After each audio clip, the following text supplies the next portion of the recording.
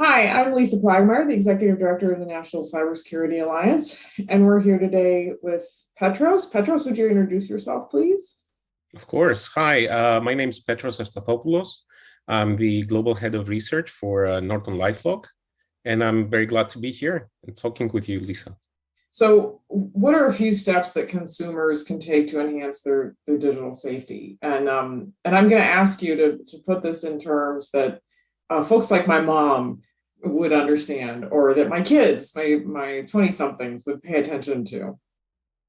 Yeah, that's again, it goes back to the sort of thing that I have to think about on a daily basis and talk about on a daily basis.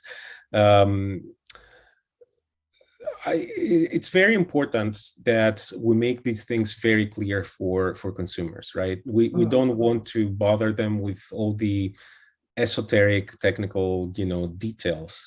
They don't need to know how smart we are. They just need to know what they need to do. Yeah. You see, it's not just a matter of intelligence, it's also a matter of convenience. Like it needs to be something that people can embrace in their daily lives. If we make their lives incredibly difficult to deal with, because every time they have to do a series of steps to do the simplest thing, then that's going to fail. It's right. We haven't done our job well.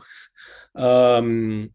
So what I would say, based on the intelligence we have, because part of our mission is to also survey the threat landscape and understand what are the threats and what's going on in the world. We've seen that a lot of threats are out there.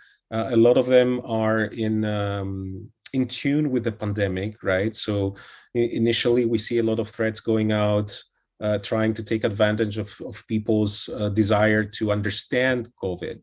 And then we see that when vaccines were rolled out, a lot of the threats were vaccine related, like scams and things like that. So we really need to keep our ear on the ground.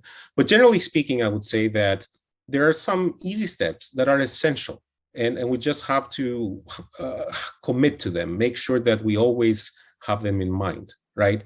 So for instance, we need to educate ourselves, everybody, my mom included and your mom included, on password management principles. Just to give you an example, make sure that the passwords are unconventional, not easy to remember, and since they're not easy to remember, then maybe use a password manager. Like, I'm trying to tell you a few very practical things here, right? Right.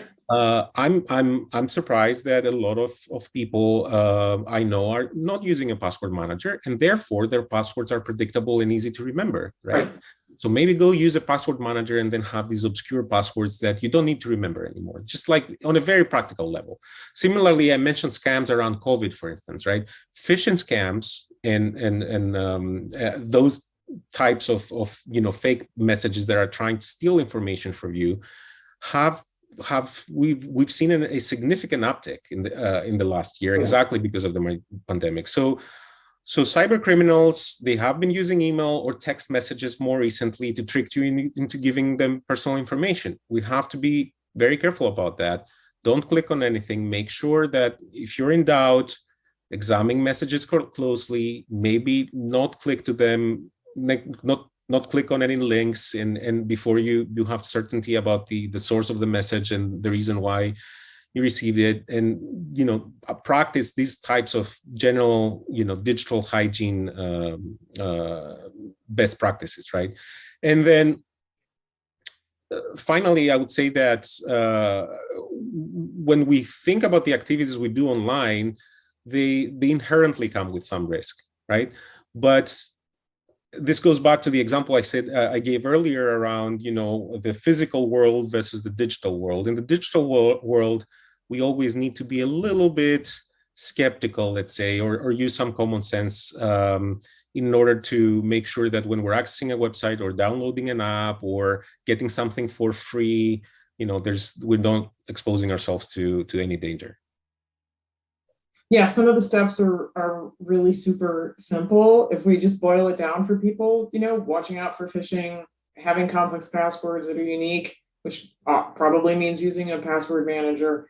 And one of the things I like to tell people is that once you have a password manager in place, and you create a new account somewhere, it can come up with a long, complex password a lot faster than I can, right? If you got it installed on your browser, it's one click and it's all stored, and it's faster than if you were to try to do it yourself. So I think people think this is going to take time, it's going to be inconvenient, but in the long run, I think it's actually faster and more convenient, and it's more secure. So yeah, we're big Absolutely. fans at the NCA of password managers.